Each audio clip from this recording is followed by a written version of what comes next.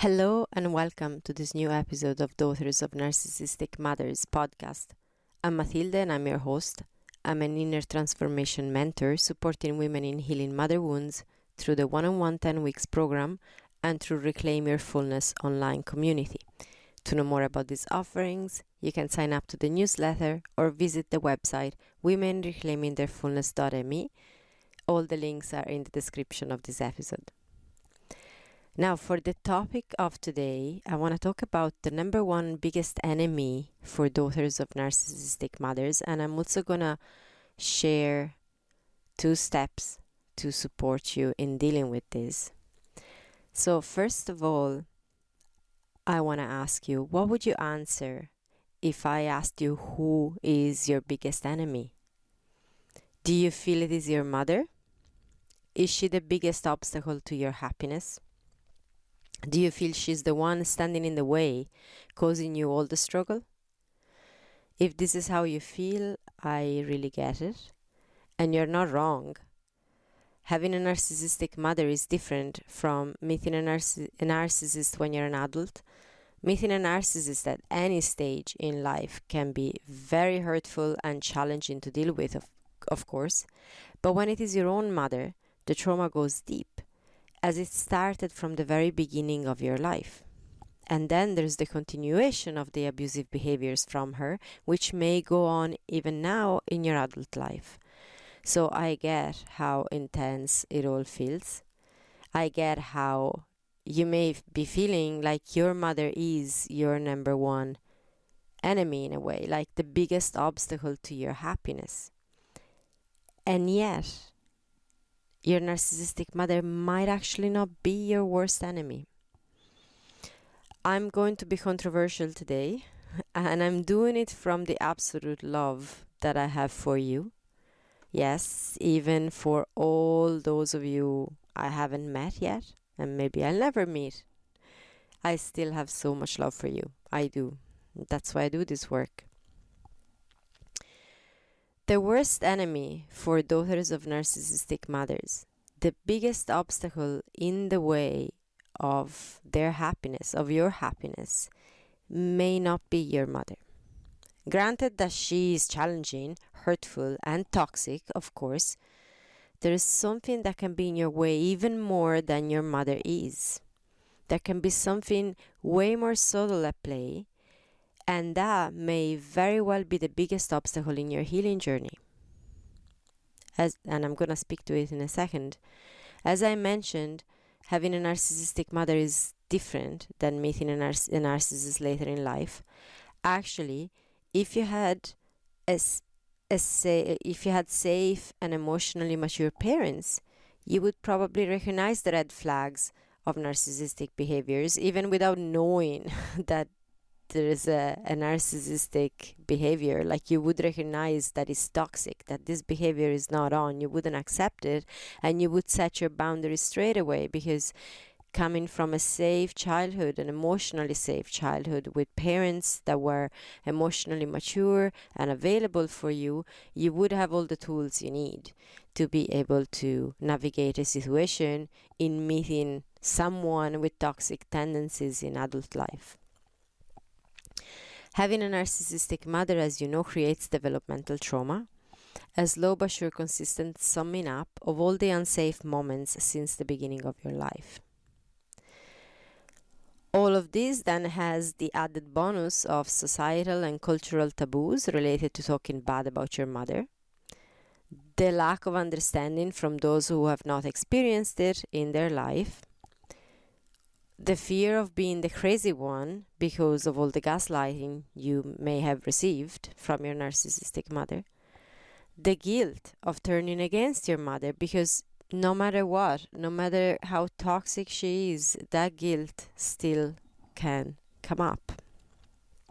And the loneliness you might be feeling because of all the enablers and the flying monkeys, and the list goes on. So when dealing with maternal narcissism, it is important to understand all of this, that these are the effects that it has, the impact that it has. So you can start being very kind with yourself and know that you're not crazy, absolutely not, and that you deserve love and support. Yet, this is a double-sided blade.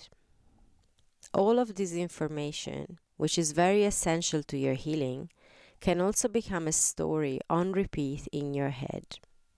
A story that will keep you stuck if too much focus goes on it. So our worst enemy as daughters of narcissistic mother can very well be the story we play on repeat in our head. Yes, it all started with our mothers, of course. The story wouldn't be in your head at all if your mother didn't have narcissistic and toxic behaviors, and that's true. And yet this story becomes our biggest block when it plays on repeat, feeding unhelpful energies of victimhood and of blame. And I know that you might actually feel a lot of resistance here and go, well, I'm not a victim. And of course you're not. I am not saying that. But when we play this story on repeat in our head, the energies that we feed are ones of victimhood and of blame. In the words of trauma expert Dr. Gabor Mate, and I'm quoting him, we may not be responsible for the world that created our minds, but we can take responsibility for the mind with which we create the world. In other words, it's not your fault your mother is the way she is. None of it is your fault.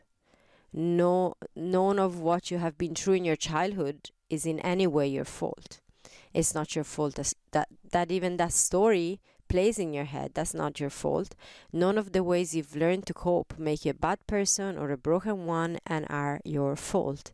And yet, as Gabor Mate says, we can take responsibility for the mind with which we create the world. So that means you can now choose what story to play in your head. You're now able to choose that. You're responsible for that. Personally, and this is the main reason I'm bringing this topic, which is really important, I have played a story of victimhood and blame for the most part of my life. I've fed it and made it bigger, all the while making myself smaller, because as that story grows, I had to shrink to fit into it. I've gathered evidence all around me to feed that story until my life completely proved the story to be true. This translated in a life of struggle and complete hopelessness. So believe me when I say I have zero judgment for the story you might be telling yourself on repeat in your head. I've been there, and I still do it in ways I'm yet to become aware of, because the main thing is we're often not aware of the story that we're playing on repeat in our head. I definitely wasn't. It was a big support for me to have someone from the outside, a mentor, a guide, helping me in really understand, at the very least at the beginning, what story I was actually playing in my head. And when we are aware, we mightn't actually be aware of the actual impact that story has. And when we're very caught in blame, we go with blaming other people for what's happening in our life, not realizing that actually that story that we're playing in our head has quite the power on what is happening in our life. So, as I said, for all those years I was not aware of how the story was dictating my life, and I also believed the story completely. I felt hopeless and small and a victim of my mother's toxicity. What's key to note is that there's an immense importance in receiving validation for all of this, for the story you have.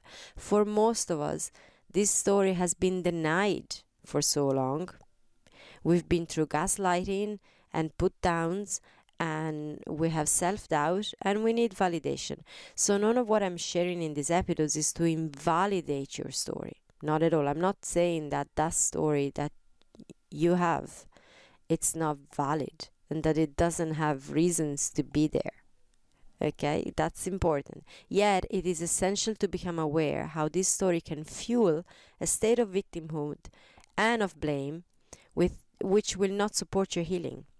And that's the most important thing, is for you to be able to be happy, for you to be able to reclaim your life that story isn't helpful.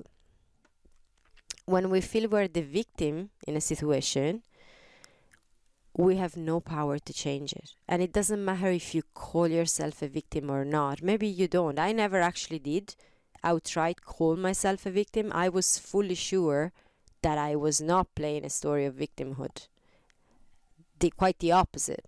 I felt like I was going at it quite strongly in many ways, and yet in the story I was telling, like very subconsciously, and then I became aware of it and brought it into the conscious. But when I wasn't aware of it, that story was a story of victimhood, very much so. When we tell a story of blaming others, focus on what others constantly do to ruin our life, as true as it may be, we have no power to change anything about it. So we're telling a story of hopelessness at the same time, and we may not be aware of it because we can't change others. So when we're constantly blaming others, we're actually giving them the control of our life.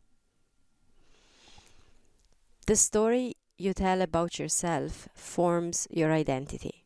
Even if you feel you don't know who you are, your identity right now may not reflect your authentic self yet, but it's an identity nonetheless. And it's based on the story you tell yourself. As said by Tony Robbins, and I'm going to quote him, identity is this incredible force that controls your whole life. It's invisible, like gravity is invisible, but it controls your whole life. When the story we tell is one of victimhood and blame, we feed that identity. The identity of a powerless victim who has no power over their life. And we're going to stay true to that identity. As Tony Robbins says, it's an incredible force that controls your whole life. So we're going to stay true to that identity. Even if we're not aware of that identity, we're still going to stay true to it. Meaning our mind is going to constantly focus on evidence reinforcing this identity, which inherently is based on being powerless and defenseless at the mercy of those who want to hurt us. The story I used to tell myself, and that sometimes still wants to come to the surface, was a story of being powerless in the face of cruel people, my mother being in the very first place, and defenseless against the cruelty I couldn't understand. I remember asking myself, why are they doing this? I can't get why a mother is doing this. Why? And I got stuck in that, and I was spend afternoons, like even as a teenager, but afterwards also in my adult life, days and days and weeks trying to figure out why, and never actually focusing my energy on myself, always having this focus of energy on why was my mother doing these things, why were people being cruel. So it was a story also of not being enough and too much at the same time, and a story of constantly blaming others for how my life was going and for all the pain that I had suffered up until that point, and that I was sure I was going to be continuing to suffer for the rest of my life. And there is a moment when we may have the need for the story to be heard and validated by others. As I said, that's an important part of it. This story that you may carry within, that you may not even be fully aware you carry within, may have been invalidated very, very often by your mother and by others.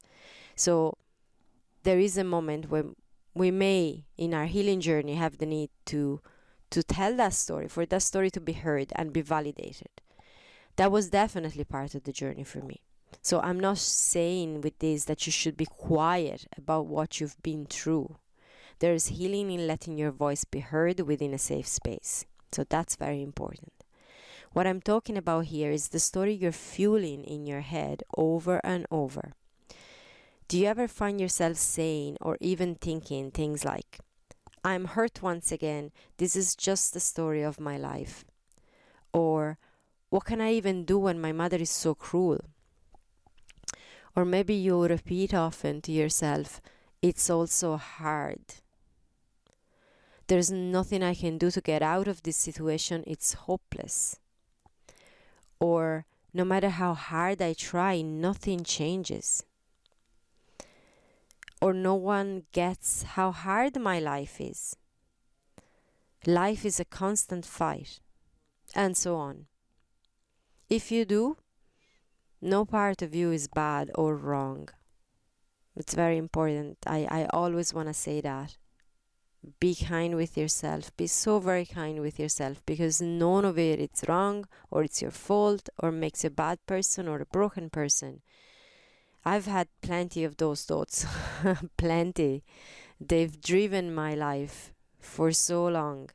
My mother brought me up believing hope was for deluded people. She literally used to say that, like she had these horrible ways of saying it, that living in hope meant being ultimately a stupid person. So that was one of her main teachings. And I believed that for a very long time. And she always said, and she probably still says it, it's just I'm not talking to her right now, but she was always saying, life is hard and then you die. And then, because she actually believed that maybe we reincarnate, she would say over and over again. So life is hard and then you die, and over again. So how hopeless is that? That's terrible. And I repeated that as if it was my story, just to connect with her, and then because that was her belief, so of course I had to make that my own belief. The thing is, your mind is always listening to you. So all those statements that I'm after telling you, like saying on repeat that life's so hard, that no matter how hard you try, nothing changes, that people are cruel and you're gonna suffer all your life and all of that, your mind is always listening to you. And if this is the story you tell, you will feed an identity of being powerless. This means you will remain stuck in pain and struggle. And this story is nothing other than your mother's voice on repeat in your head. Don't you want to kick her out? Get her out of your head? Florence Given, author of Women Living Deliciously, said, and I'm paraphrasing, that when you listen to the voice in your head that tells you to be fearful, or that tells you that you can't do it, you're listening to what she calls the council of judgmental dickheads in your head, and they own your life. And that when I read this part in her book, I was like, yeah, I really get it. I have a council of dickheads, and pardon the word, sitting like on my shoulder, my mother being in first place. So that counsel in your head, repeating all your limiting beliefs to you as if they were truth, is formed by your mother and all the enablers, all the flying monkeys, and all the abusive people in your life. A council of people you definitely don't want to listen to. When I realized that through me retelling the story over and over, feeding it in my head, my mother still owned my life. That was the pivotal point for me. It was like, no more. No more. You're not owning my life anymore. That's it. Like, I'm still living a life of struggle and of unhappiness and of hopelessness because of your voice in my head. Enough. Enough. Enough. That's not gonna happen anymore. That was my thing. It was like, enough. Doesn't matter the miles I had put between myself and my mother. That story I was feeding in my head was still a sign that she still owned my life. She still owned every decision I made. She still owned how I dressed, how I spoke, how I behaved, how I felt about others. To hell with that. That was like, enough. So how do you know you are telling that story inside yourself? Because that's actually one of the key points. You're like, okay, this is all very well and good. Now you're telling me that this story I'm feeding in my head is actually my mother still owning my life. Great. But how do I know? that I'm telling this story inside myself. So, any thinking that places you in a position of feeling powerless, incapable, or stuck, that's feeding that story. Simple as that. You're infinitely capable, and you are super powerful. And you may not feel that way, but you are. So any thinking, in any way, any choice of words, any thought patterns that put you in a place that makes you feel incapable, coming up short, not enough, or too much, powerless and stuck. That's that story playing in your head. That's the story that needs to shift. To quote again Tony Robbins, your capability is constant, but how much of it you use depends upon the identity you have for yourself. And that's key. That's really, really key. Okay? So he says your capability is constant, which is true. That's your infinite power. You were born with infinite power, with infinite capability, with so much potential in you.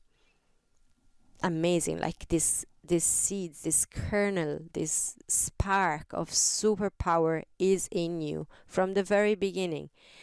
But how much of it you use depends upon the identity you have for yourself. And because we've had narcissistic mothers, which didn't help us very much creating an identity that it's empowering, they actually did the opposite, then of course we may not be using that power to its full potential, and you may feel like you're incapable and powerless and all of that, but that's a story. So until you feed an identity of victimhood, of hopelessness and blame, you're not tapping into the infinite capability you have. And so much energy goes into keeping yourself powerless. That was another thing that when I realized that the amount of effort, because your natural state is one of infinite capability.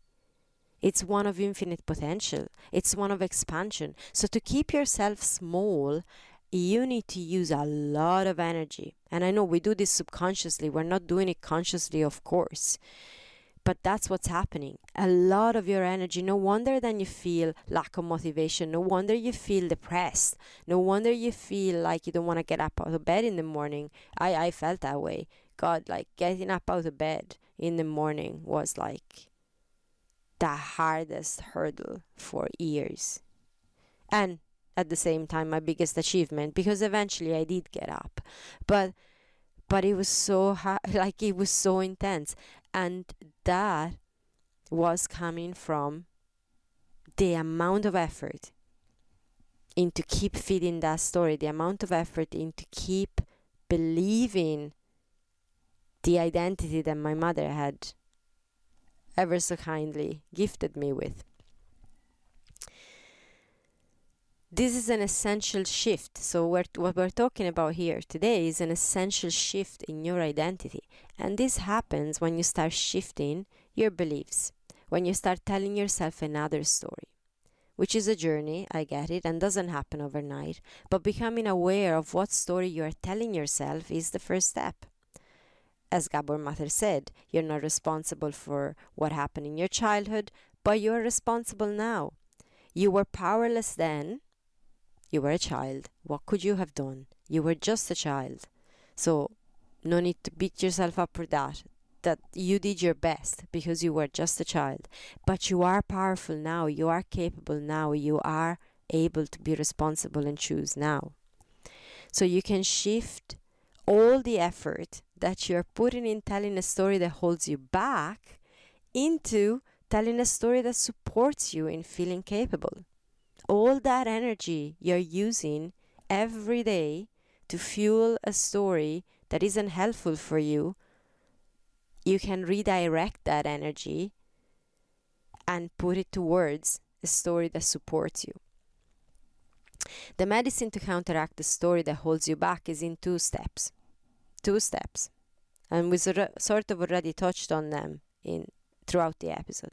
Step 1 is becoming aware. And you're doing it now because you're listening to this. And there may be resistance. There may be resistance. You may be thinking, what a lot of bananas. I'm not telling a story of victimhood. And I've denied it as well for very, very, very long. As I said, I thought I was not. I was fully sure the story I was telling was quite the opposite. But the thing is, whatever we tell rationally is one beautiful thing. But what we're telling in behind the scenes, in our subconscious, the innermost beliefs, that's actually what drives things in your life. So that's the one you want to become aware of. So already by becoming aware that that's happening, even though you may not have yet all the details, but you're aware that that's a possibility, that the story you may be telling may actually be one that is unhelpful for you. That's the first step. The second step is take responsibility. Take responsibility for that story. You weren't responsible when you were a child, as in, yes, you were in ways that you figured out how to cope with the situation. You figured out how to survive. That's amazing. But now you are fully responsible, meaning you can choose a different story to tell yourself, one in which you can do it, one in which you are not a victim, but an amazingly powerful human being. And do you need any evidence for that story? I'm going to give you some evidence. Already, by the fact that you're here, I don't even need to meet you to know that you're here now. None of what you have been through has defeated you, because your super wise system found great ways to cope and bring you here. So just by knowing that you're here now, I can already tell you that there's great wisdom in your system, and that you're still courageously searching for ways to reclaim your life by educating yourself. You're here listening to this podcast, and I'm sure you are looking into plenty of resources. So you are still searching for ways to reclaim your life. Despite being brought up by a narcissist, you're kind, you have empathy, you have a loving heart capable of caring, which are all superpowers. You're resilient and tenacious and unstoppable because you're still here. So here you go. I gave you a kickstart. That's evidence. That is evidence. And you can argue with me. I'm not going to be moved on this, because I know that by being here and showing up, listening to this show, doing what you're doing, the work that you're doing, searching for ways to reclaim your life, you're showing your resilience, your tenacity, your unstoppability, your incredible courage and capacity. So there you go. That's your evidence. You can start. I gave you a kickstart to retelling a different story for yourself. And I want to add to it that although you may feel lonely, and I get that, you're really not alone in this. You're not. Today, listening to this with you, there are like hundreds of women. Literally, hundreds of women. And a good few men too, because I know we have a good few in the audience. So you're not alone. You're really not alone. And there's plenty of daughters of narcissistic mothers who are not listening to my podcast and are listening to other resources. So you're not alone. You're really not alone in this. And you do deserve to tell a different story about yourself. You do.